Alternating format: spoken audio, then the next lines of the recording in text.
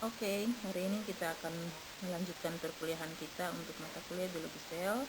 Hari ini dengan materi inti sel atau nukleus. Kalian mungkin sudah pernah mendengar atau sudah membaca dan menemukan istilah inti sel atau nukleus. Istilah ini seharusnya tidak asing untuk kalangan pembelajar, khususnya untuk biologi. Jadi, inti sel atau nukleus itu adalah organel sel yang terdapat pada eukariotik. Jadi ini merupakan salah satu pembeda juga antara organisme prokariot dan eukariot. Jadi organisme prokariot itu tidak punya inti sel atau nukleus, sedangkan eukariot punya inti sel atau nukleus. Nah, organel ini sangat penting. Karena apa? Karena di dalam inti sel atau nukleus ini terdapat informasi-informasi genetik yang berfungsi untuk mewariskan sifat dari induk kepada keturunan atau juga dalam mengendalikan berbagai aktivitas metabolisme di dalam sel. Nukleus disusun oleh komponen-komponen kimiawi, diantaranya adalah fosfolipid dan protein. Nukleus itu punya ukuran kurang lebih 5 mikrometer dan terdiri dari 2 membran. Jadi organel yang mempunyai membran rangkap atau 2 membran dan memiliki lapisan yang padanya terdapat lubang atau pori nukleus. Nah, pori nukleus ini berfungsi untuk nanti pada saat pengeluaran mRNA dari nukleus melewati dari lubang atau pori ini. Di dalam nukleus terdapat benang-benang kromatin. Selain itu ada juga yang disebut dengan nukleolus atau anak inti dan protein.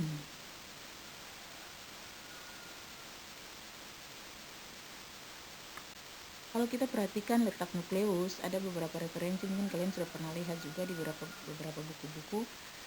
Letak nukleus digambarkan di tengah, tapi dalam gambar ini sedikit agak ke pojok daripada selnya. Hanya saja ukurannya pasti lebih besar dari komponen sel yang lain. Jadi nukleus ukurannya lebih besar daripada komponen-komponen sel yang lain, dan itu dapat sangat dilihat dengan jelas sekali pada organisme eukariot. Jadi di dalam sel, nukleus itu terikat secara permanen kepada bagian sel yang disebut dengan filamen intermediat. Nukleus disusun atau terdiri dari beberapa komponen. Yang pertama yaitu membran nukleus.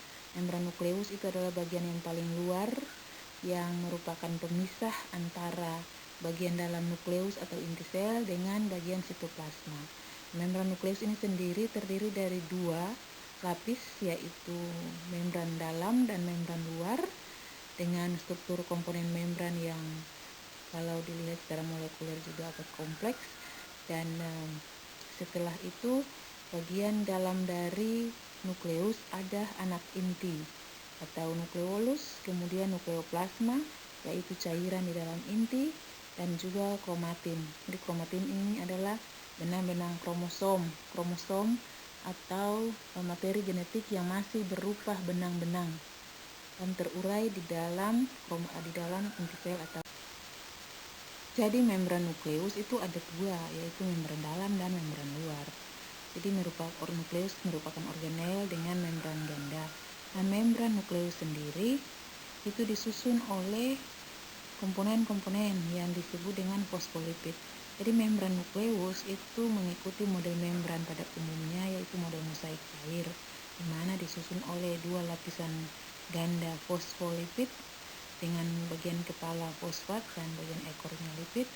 Dan pada bagian membran fosfolipid ini terdapat protein-protein. Nah, membran itu sendiri berfungsi sebagai pemisah antara inti sel dengan sitoplasma. Nah, jadi pada yang tadi dikatakan bahwa pada inti terdapat fosfolipid dan protein, nah itu terdapat pada bagian membran. Jadi di membran ada fosfolipid, kemudian ada protein. Protein-protein yang berfungsi sebagai pengatur atau pembentuk celah atau lubang atau pori nukleus yang kita sudah jelaskan tadi.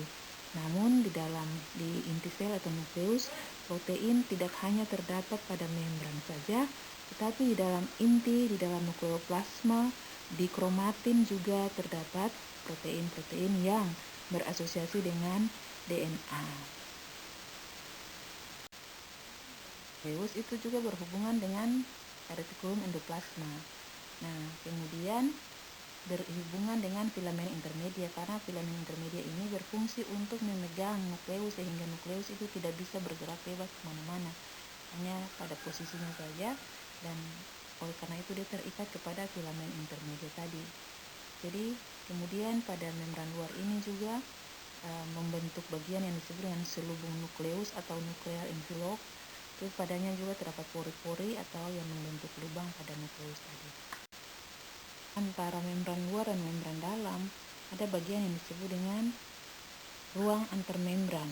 Kalau pada nukleus itu namanya disebut dengan komponen perinuklear atau ruang perinuklear atau perinuklear kompartemen dengan jarak kurang lebih 40 nanometer.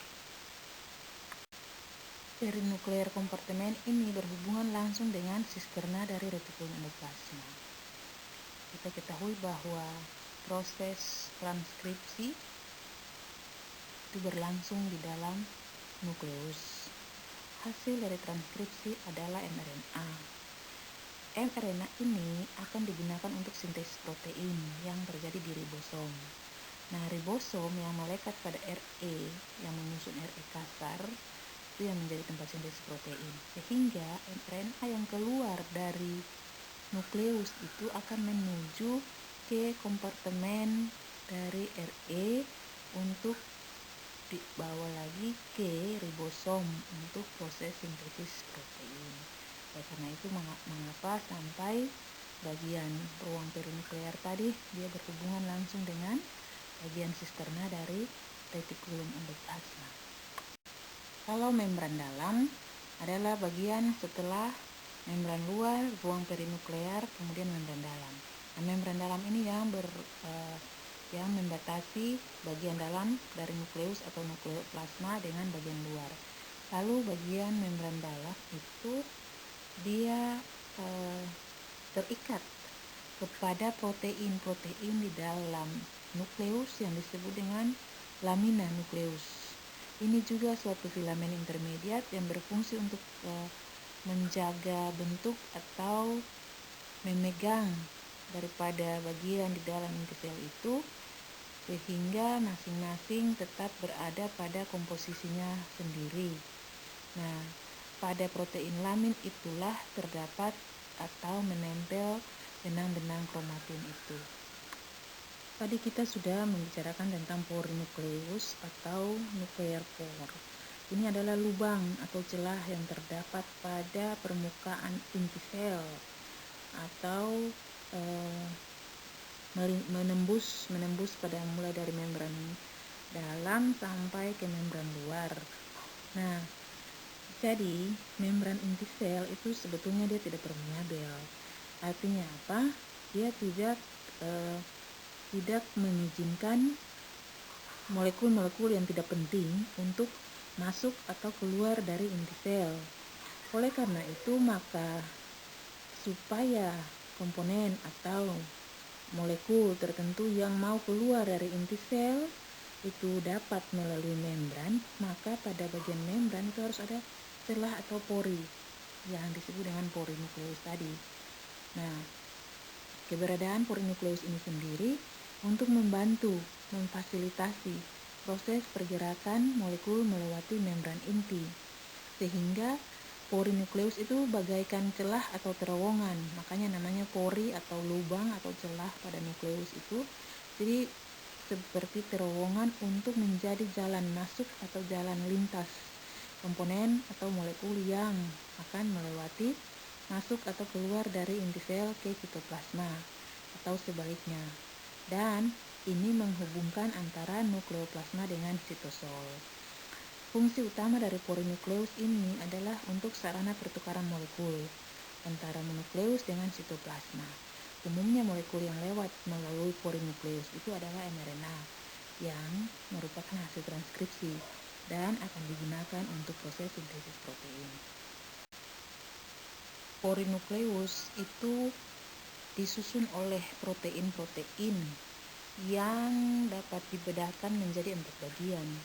Ini dari bagian dalam inti keluar ya. Jadi dari dalam inti, dari bagian nukleoplasma ke arah sitoplasma.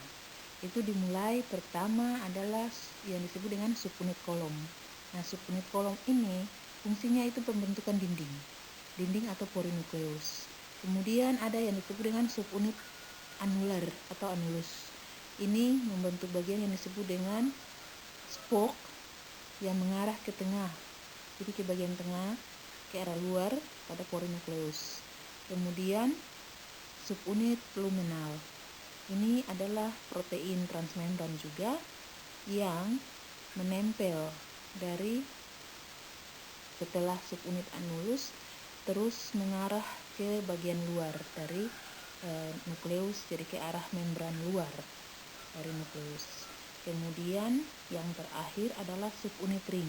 Subunit ring ini sudah mengarah ke bagian permukaan sitosolik, jadi menghadap ke arah sitoplasma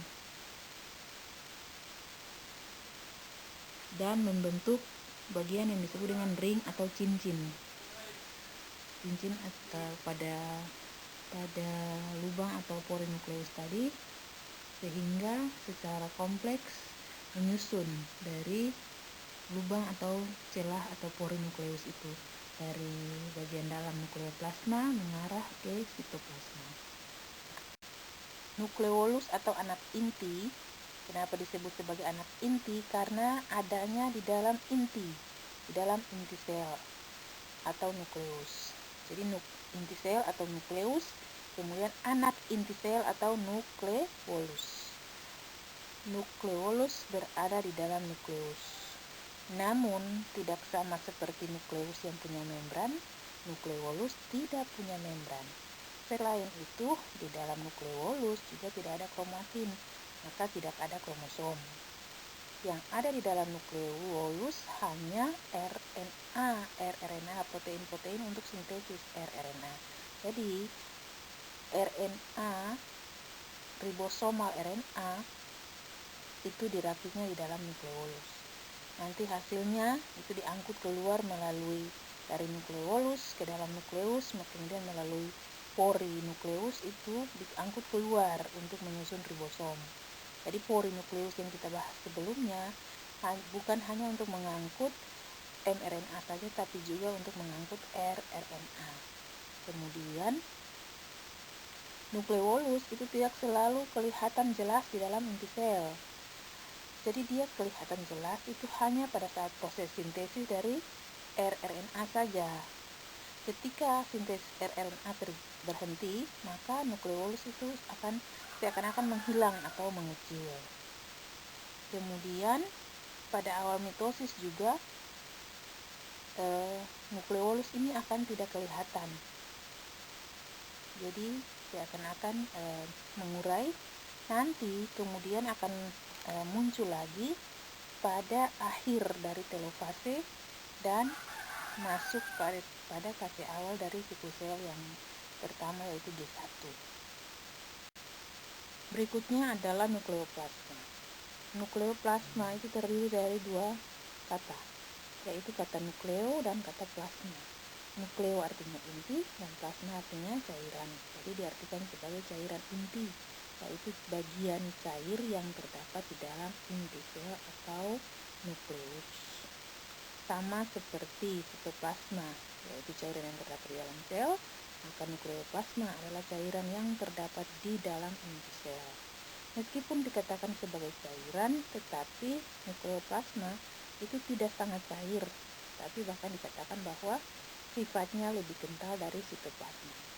Di dalam nukleoplasma inilah terdapat benang-benang kromatin, kemudian anak inti sel atau nukleolus, juga nukleoprotein atau protein-protein inti yang terdapat di dalam nukleus. juga terdapat basa nukleat yakni DNA dan RNA. Tadi kita sudah mengatakan di awal bahwa nukleus adalah organel yang penting. Karena apa? Karena di dalam nukleus terdapat komponen yang disebut dengan materi genetik pada setiap organisme, khususnya organisme eukariotik. Nah, materi genetik yang ada di dalam nukleus ada dua macam. Yang pertama yaitu DNA dan RNA. DNA atau deoksiribonucleic acid dan RNA atau ribonucleic acid. Kemudian untuk DNA dan RNA itu disusun oleh tiga bagian, tiga komponen. Yang pertama yaitu basa nitrogen, yang kedua yaitu gula pentosa, dan yang ketiga adalah fosfat. Basa nitrogen itu terdiri dari dua macam, yaitu purin dan pirimidin. Kemudian gula pentosa itu terdiri dari dua macam juga, yaitu gula ribosa dan gula deoksiribosa. Kedua gula inilah yang menyusun dari RNA dan DNA.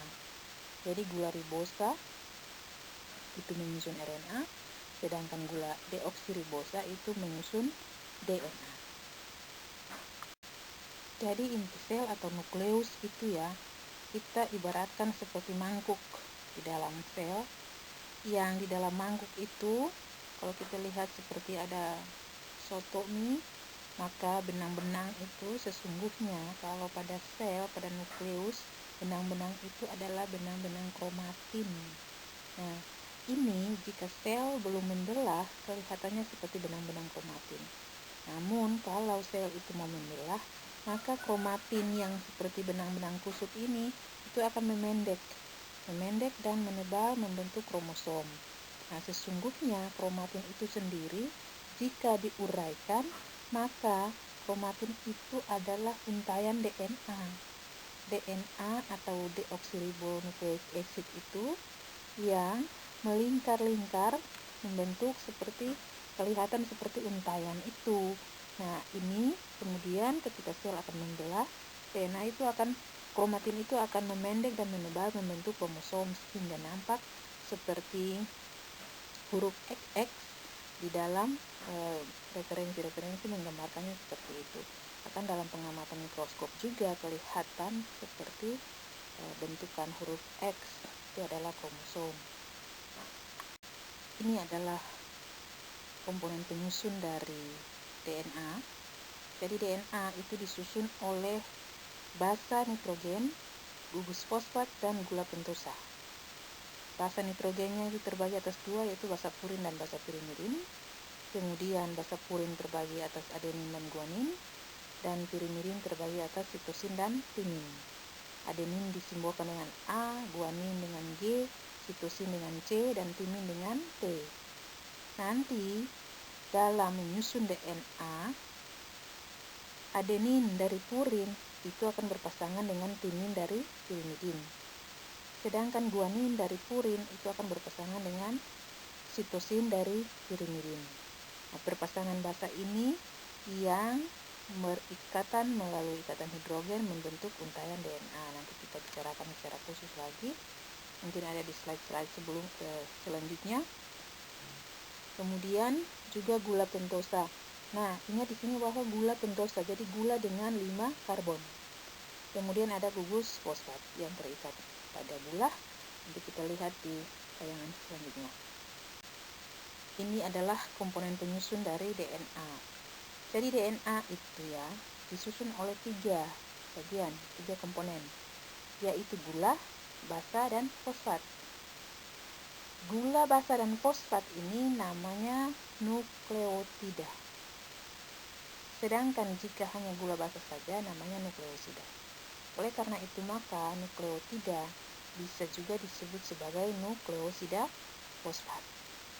Jadi untaian DNA itu adalah gabungan dari banyak nukleotida. Makanya DNA itu dapat disebut sebagai suatu polinukleotida. Karena apa? Karena dia disusun oleh unit-unit Jadi polinukleotida atau polimer dari nukleotida karena disusun oleh unit-unit atau monomer, yaitu nukleotida. Jadi satu nukleotida berikatan dengan nukleotida lain, sehingga menyusun DNA yang panjang. Tetapi sesungguhnya unit penyusunnya yang paling kecil atau monomernya adalah nukleotida, yaitu gula, basa, dan fosfat itu. Ini adalah nukleotida. Nah, nukleotida, ingat baik-baik bahwa nukleotida itu ada basa, ada gula, dan ada fosfat. Nah, yang berbeda di sini adalah basa. Jadi basa itu adalah adenin, guanin, sitosin, dan timin. Jadi basa ini akan terikat pada gula yang nanti membentuk satu nukleotida.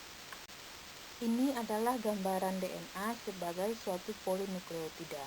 Kenapa dikatakan sebagai satu polinukleotida? Seperti sudah tadi saya jelaskan bahwa polinukleotida itu adalah gabungan atau polimer dari unit-unit kecil atau monomer.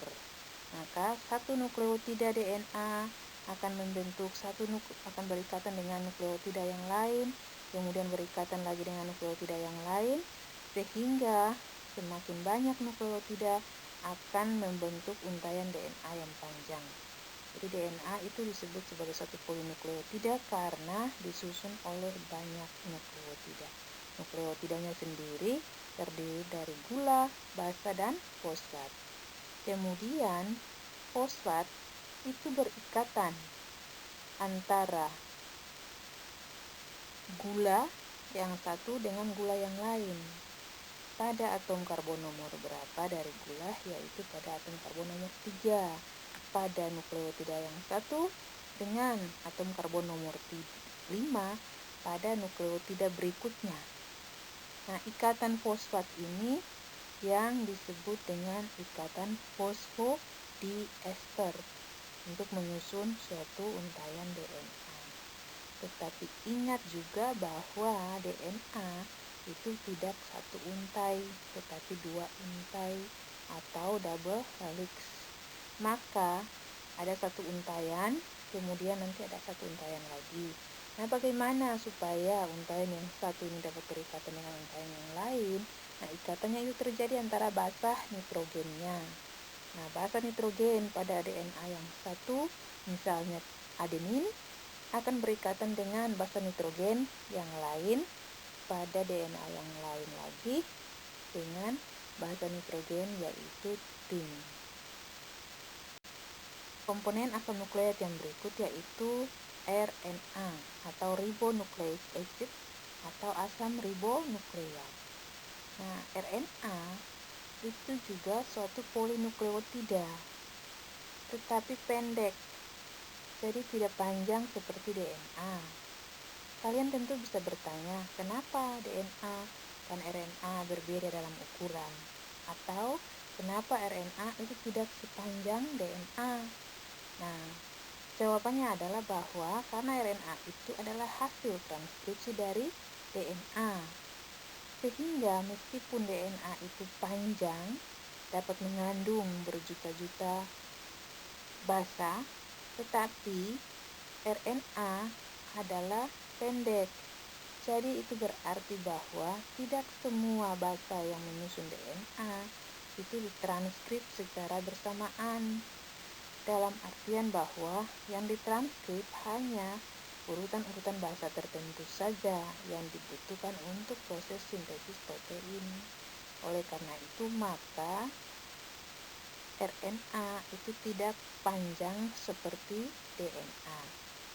Nah, sama seperti DNA, RNA juga adalah suatu polinukleotida yang tentu saja disusun oleh nukleotida.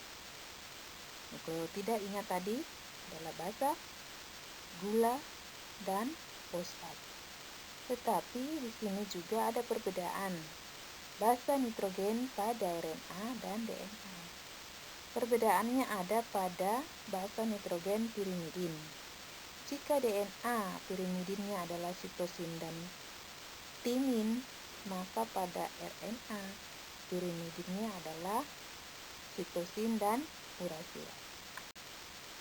Ini adalah gambaran perbedaan antara gula ribosa dan gula deoksiribosa yang menyusun RNA dan DNA.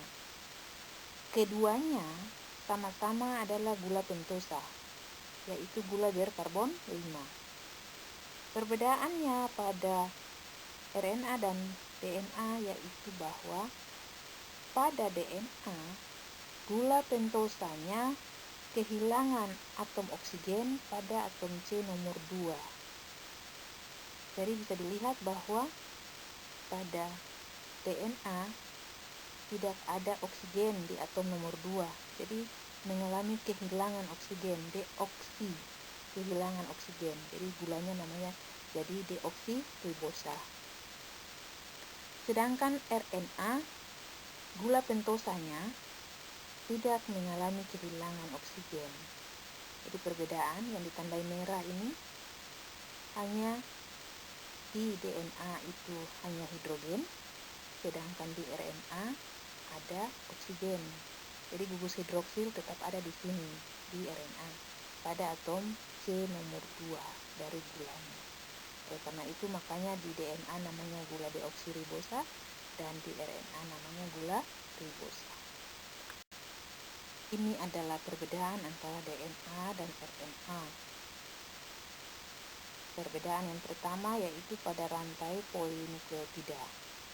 DNA itu rantainya panjang dan double helix atau ganda, untai ganda berupa untai ganda dan berpilin, sedangkan RNA itu untainya tunggal dan pendek dan tidak berpilin. Untuk letaknya, DNA itu pada organisme eukariot ya, terdapat di dalam inti sel. Selain itu, pada tumbuhan di dalam organel kloroplas juga terdapat DNA yang dikenal dengan cpDNA. Selain itu di mitokondria juga terdapat DNA atau mtDNA. Kemudian kalau RNA itu juga hanya terdapat di dalam inti sel. Kloroplas, mitokondria juga terdapat RNA, kemudian sitoplasma dan ribosom. Kemudian perbedaan yang berikut adalah gula pentosa. Gula pentosa pada DNA itu adalah gula deoksiribosa, sedangkan RNA adalah gula ribosa. Basa nitrogen. Untuk DNA dan RNA sama untuk purin, yaitu guanin adenin. Sedangkan pirimidin pada DNA itu adalah sitosin dan timin. Sedangkan pirimidin pada RNA adalah sitosin dan uracil. Kemudian kalau DNA itu fungsinya untuk membawa informasi genetik dan berperan dalam sintesis protein, kalau RNA itu adalah hasil transkripsi dari DNA dan berfungsi untuk sintesis protein. Untuk RNA sendiri ada 3 macam. Yang pertama itu RNA duta atau messenger RNA atau mRNA, kemudian RNA transfer atau tRNA, transfer RNA, kemudian ribosom RNA atau rRNA. Nah, mRNA itu disebut sebagai messenger RNA. Karena apa? Karena mRNA ini adalah RNA yang membawa kode-kode genetik yang dibutuhkan untuk proses translasi. Jadi, jika kalian mempelajari tentang proses replikasi dan transkripsi dan translasi, maka hasil dari transkripsi DNA itu adalah RNA. Dalam hal ini yang dibutuhkan untuk sintesis protein adalah mRNA. Nah, mRNA itu sendiri disintesis di dalam nukleus. Kemudian mRNA itu akan membawa kode-kode yang disebut dengan kodon. Nah, ini keluar dari nukleus melalui pori atau lubang atau celah pada nukleus yang sudah kita bicarakan pada slide sebelumnya, menuju kemana? Ke ribosom untuk proses sintesis protein. RNA yang berikut yaitu RNA transfer atau tRNA. RNA. Sama seperti mRNA dan tRNA yang dibuat di dalam nukleus, juga melalui hasil transkripsi. Jika mRNA itu fungsinya membawa kodon, maka tRNA fungsinya adalah membawa asam amino. Jadi tRNA ini berfungsi dalam proses sintesis protein, yaitu membawa asam amino pada salah satu sisinya dan membawa antikodon pada sisi yang lain. Sehingga ketika proses sintesis protein berlangsung, ada mRNA yang membawa kodon, kemudian ada tRNA yang membawa asam amino pada satu sisi dan antikodon pada satu sisinya. Sehingga itulah sebabnya kenapa tRNA disebut sebagai RNA transfer, karena dia membawa asam amino, di mana asam amino itu jenisnya ditentukan berdasarkan pada kode genetik yang ada di kodon atau yang ada di mRNA. Jadi tRNA hanya membawa asam amino saja. Asam amino itu yang nanti disesuaikan dengan yang kodon yang ada di mRNA. Jadi ketika proses translasi, asam aminonya dibawa oleh tRNA, dipasangkan berdasarkan kodon yang sudah ada di mRNA, kemudian asam aminonya akan berikatan dengan asam amino lain lagi yang sudah ada di dalam ribosom itu untuk membentuk suatu peptida atau polipeptida juga. Kemudian RNA yang terakhir yaitu ribosomal RNA, yakni RNA yang menyusun ribosom. Nah, tidak sama seperti tRNA dan mRNA yang dirakit di dalam nukleus. rRNA itu dirakit di dalam nukleolus untuk digunakan dalam penyusunan ribosom. Oke, demikian materi kuliah kita hari ini. Untuk inti sel, boleh kalian pelajari lagi ulang. Inti sel dimulai dari bagian-bagiannya, komponen penyusunnya apa saja, kemudian fungsinya, fungsi masing-masing komponen penyusunnya, kemudian bagian dalam inti selnya terdapat apa-apa saja. Ada protein-protein, ada asam nukleasnya adalah DNA dan RNA, kemudian struktur DNA dan RNA-nya seperti apa, sampai pada bagian akhir jenis-jenis RNA, fungsinya masing-masing. Nanti bagian lain kita pelajari lagi selanjutnya. Untuk materi ini saya kira cukup sekian dulu sampai di sini. Terima kasih. Assalamualaikum warahmatullahi wabarakatuh. Salam sejahtera.